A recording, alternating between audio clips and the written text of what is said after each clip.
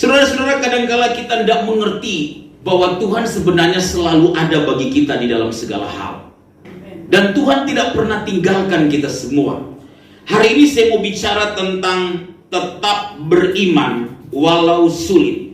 Mari kita buka Alkitab kita dalam Daniel pasal 3 ayat 16 sampai 18. Nah, Bapak Ibu Saudara, dalam hidup ini seringkali kita diperhadapkan dengan pilihan-pilihan yang sulit. Sulit bukan hanya karena kita sulit untuk memutuskan dari pilihan-pilihan yang ada di hadapan kita, tetapi sulit karena memiliki konsekuensi, memiliki dampak yang sangat besar. Sehingga kalau kita salah dalam mengambil keputusan, itu bisa membahayakan hidup kita dalam hidup ini. Namun saudara, begini, walaupun kita seringkali diperhadapkan dengan keputusan yang sulit, kelihatannya tidak sebanding dengan apa yang dialami oleh Sadrak, Mesak, dan Abednego dalam beberapa ayat yang kita baca pagi hari ini. Pilihan dari Sadrak, Mesak, Abednego ini, itu resikonya besar, saudara. Apa resikonya? Mati. Kadangkala kita tuh memilih sesuatu tidak terlalu membawa kepada dampak kematian itu. Taat kepada Allah berarti resikonya mati. Taat pada raja, hidup. Bukankah dalam kehidupan kita sedang berada pada keadaan yang seringkali sulit, saudara-saudara? Kita mau ikut Tuhan sungguh-sungguh, waduh, ada banyak masalah di depan kita. Kita gak ikut Tuhan sungguh-sungguh, aduh, neraka menanti kita. Kadangkala ada hal-hal yang membingungkan dalam hidup ini, seperti yang dialami oleh Sadrak, Mesak, dan Abednego. Mereka diperhadapkan dengan satu keadaan yang sulit, bahwa mereka diminta untuk menyembah patung emas yang Raja Nebukadnezar dirikan itu. Kata Alkitab, kalau kita periksa dalam ayat-ayat sebelumnya, tingginya 60 hasta, kemudian lebarnya 6 hasta. Berarti sekitar 27 meter tingginya, kemudian lebarnya sekitar 2,7 meter. Patung yang besar, bukan?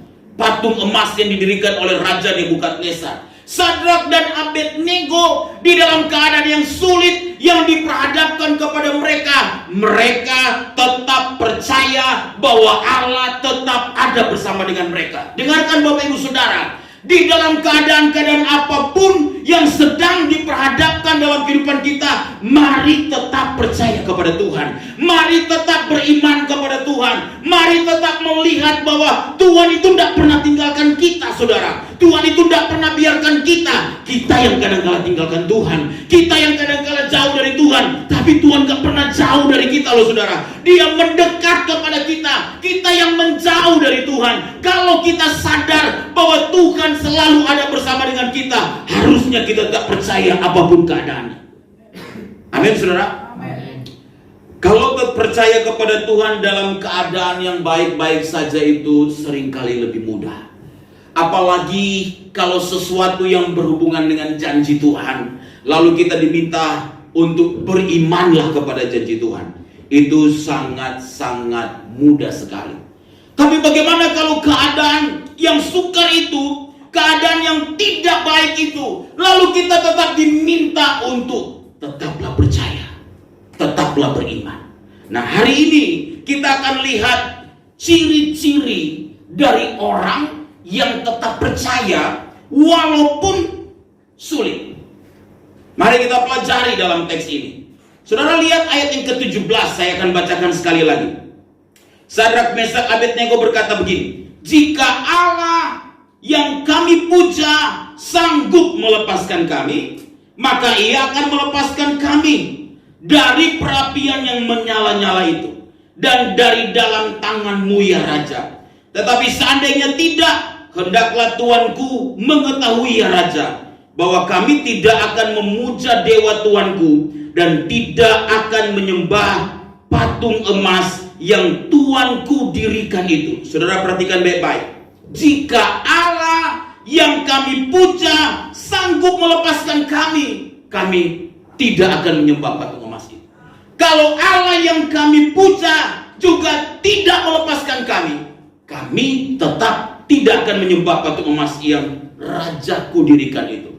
Orang yang tetap percaya di masa yang sulit adalah orang yang mengenal siapa Tuhannya. Amin, saudara. Orang yang tetap percaya di masa-masa yang sukar adalah orang yang tahu bahwa Allah yang dia sembah adalah Allah yang hidup. Kenali siapa Tuhan kita, maka kita bisa menjalani hidup ini di dalam situasi apapun yang ada di hadapan kita. Setiap kita harus memiliki keyakinan bahwa Allah itu hadir di setiap perjalanan hidup kita. Allah hadir dalam segala keadaan. Apakah kita sedang bahagia, kita sedang sulit, kita sedang susah, kita berhasil, Allah hadir di segala keadaan. Kita sehat-sehat, diizinkan kita mengalami sakit, Allah hadir dalam segala keadaan. Kita disenyumin oleh bos kita, Allah hadir di situ. Kita dimarah-marahin juga oleh bos kita, Allah hadir di situ. Saudara mengerti maksud saya? Pengenalan kita akan Tuhan itu akan menentukan apakah kita tetap beriman di masa yang sukar. Kadang-kala orang suka berpikir Allah nanti hadir kalau semuanya everything is okay. Kalau segala sesuatu berjalan dengan baik, maka dia akan berpikir Tuhan sedang sertai saya. Kadang-kala orang juga berpikir kalau apa yang dia kerjakan berhasil, maka Tuhan selalu sertai dia. Ya, saya percaya bahwa Tuhan menyertai kita, maka kita berhasil dalam hidup ini. Saya percaya karena Tuhan menyertai kita, maka dia buka jalan bagi kita. Saya percaya karena Tuhan menyertai kita, maka dia juga yang mempromosikan kita.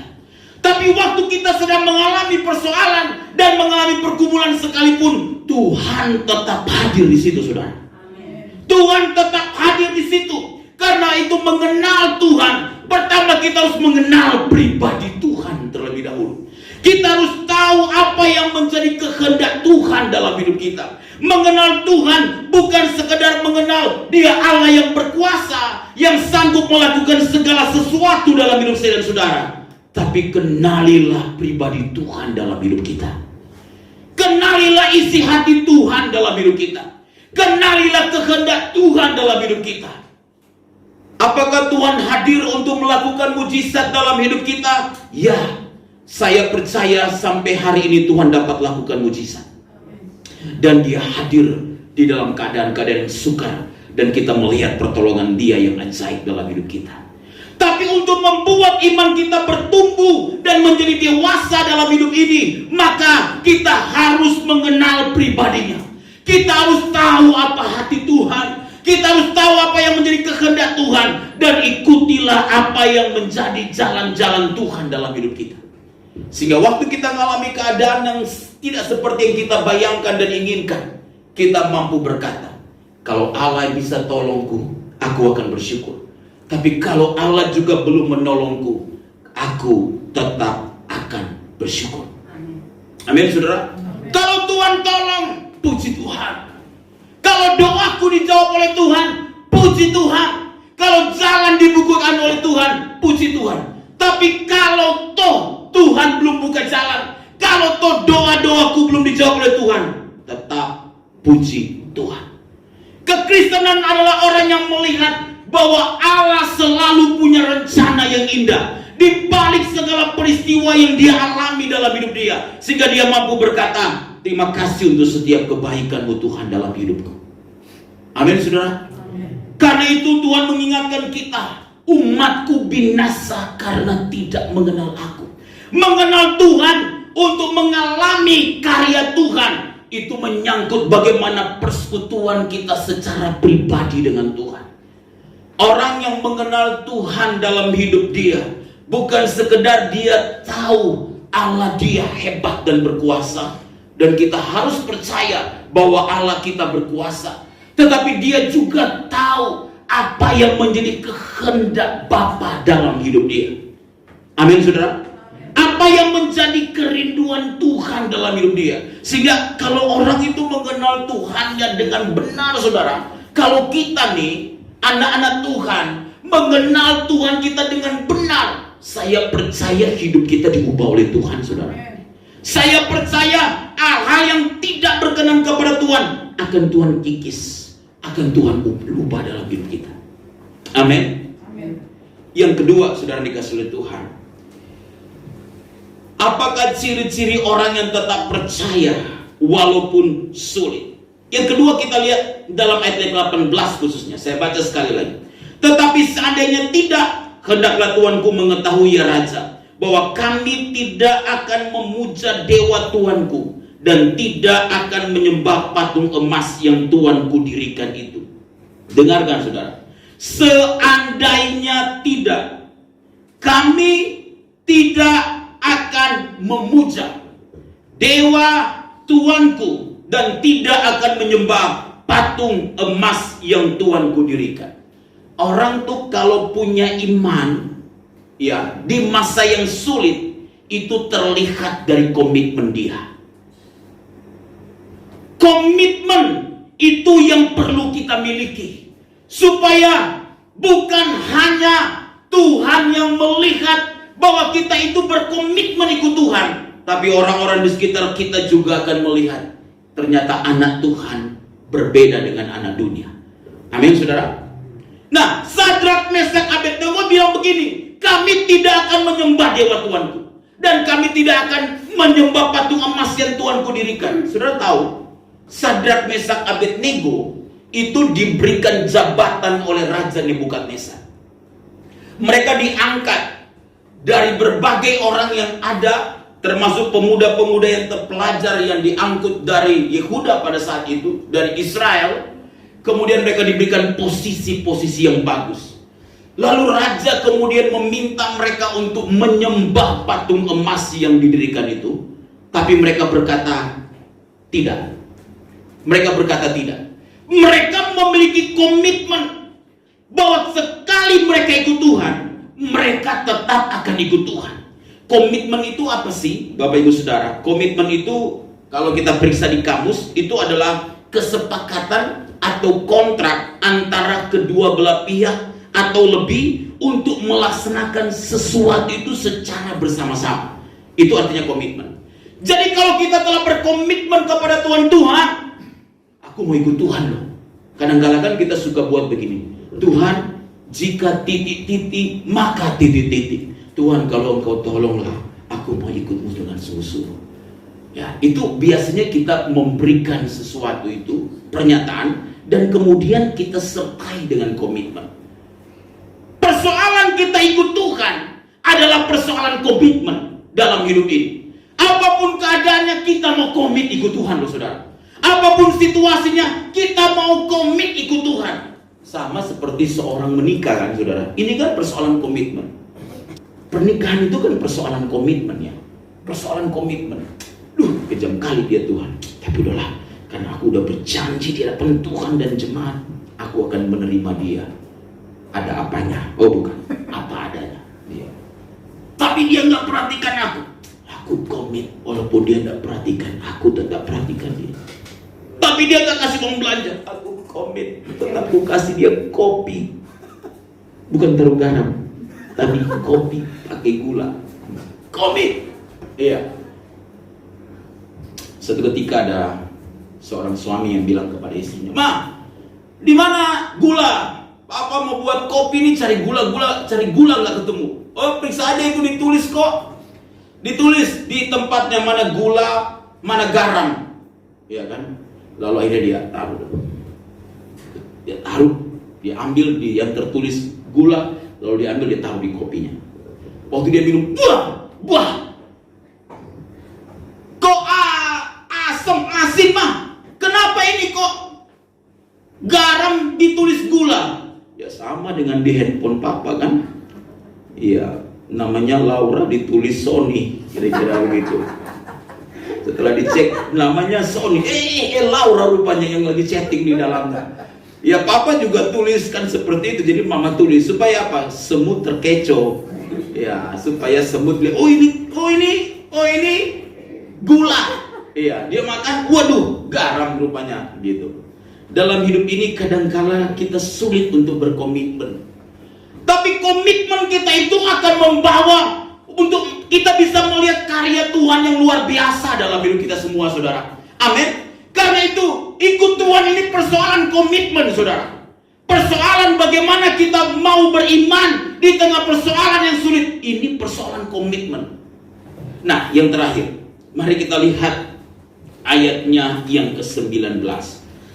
Saudara, apa sih orang yang memiliki iman di masa sulit? Cirinya dapat dilihat dari apa? Dia adalah orang yang setia pada kebenaran. Sadrak, Mesak, Abednego, mereka setia pada imannya. Setia pada imannya menyembah Allah Yahweh. Sehingga waktu mereka diperhadapkan untuk menyembah patung emas yang didirikan oleh Nebukadnezar, mereka berkata tidak. Itu menunjukkan apa? Kesetiaan.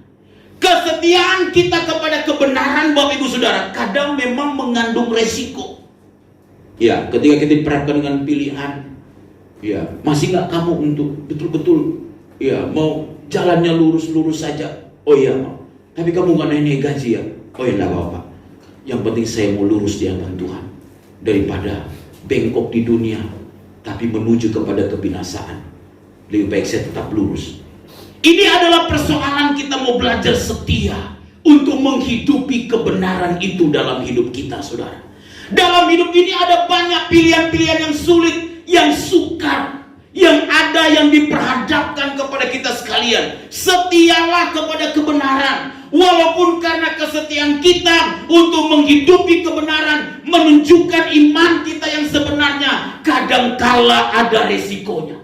Seperti Sadrak, Mesak, Abednego, mereka tetap setia kepada Allah Yahweh yang hidup yang mereka sembah tersebut. Akhirnya mereka harus dibuang ke dalam perapian yang menyala-nyala. Tapi dengarkan, saudara, kalau kita tetap setia kepada kebenaran, setia kepada Tuhan, setia kepada firman-Nya, maka saya percaya Tuhan gak pernah tutup mata bagi kita. Ada pertolongan Tuhan. Kalau kita lihat, saudara bisa lihat di dalam ayatnya yang ke-24. Alkitab berkata kepada kita demikian dalam ayat 24. Kemudian terkejutlah Raja Nebukadnezar, lalu bangun dengan segera. Berkatalah ia kepada para menterinya, bukankah 3 orang yang telah kita campakkan dengan terikat ke dalam api itu?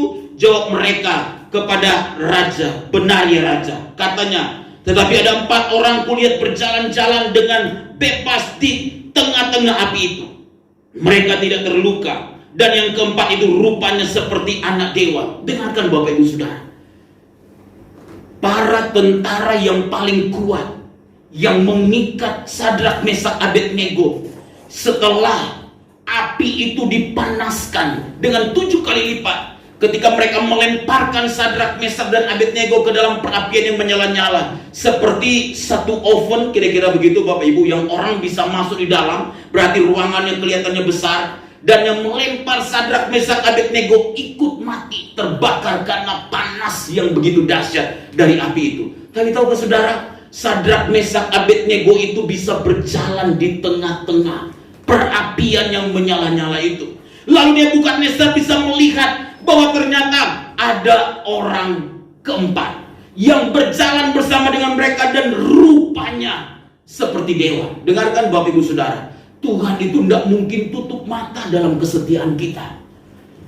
Kesetiaan kita dalam ikut Tuhan, walaupun itu adalah masa-masa yang sukar, Tuhan gak pernah tutup mata. Kesetiaan kita dalam menolong orang, walaupun kita juga butuh pertolongan, Tuhan gak pernah tutup mata loh saudara. Kesetiaan kita dalam menabur di dalam masa-masa yang kita sendiri membutuhkannya, tapi kita belajar tetap menabur, Tuhan tidak pernah tutup mata bagi kita.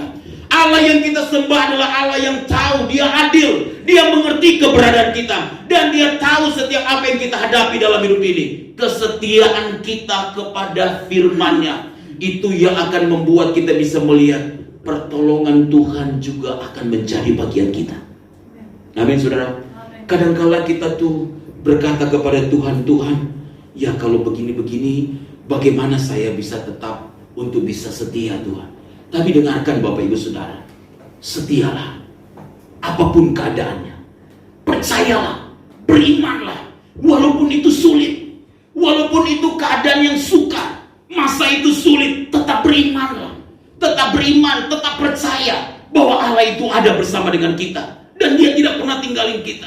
Kenali dia, kenali jalan-jalannya, mengerti kehendak Tuhan. Tanya Tuhan, di balik semua ini apa mau Tuhan, apa rencana Tuhan. Ikuti kehendak Tuhan, ikuti jalan-jalan Tuhan. Jangan pernah memutuskan sesuatu yang bukan dari Tuhan. Ikuti apa maunya Tuhan, berserah kepada Tuhan. Tapi jangan menyerah dengan keadaan, jangan putus asa dengan keadaan. Yakinlah bahwa Tuhan selalu ada bersama dengan kita dan tidak pernah meninggalkan kita. Sudah tahu, miliki komitmen bahwa ketika kita berkata, pokoknya Tuhan aku berkomitmen, aku tetap akan beribadah di rumah Tuhan apapun keadaannya. Ikuti komitmen itu, pegang teguh. Ikut Tuhan butuh komitmen, melayani Tuhan butuh komitmen. Setia kepada kebenaran walaupun kadang-kala berisiko. Tapi saya percaya pada akhirnya kita akan melihat Tuhan memperhitungkan semua jerih lelah kita di dalam Tuhan.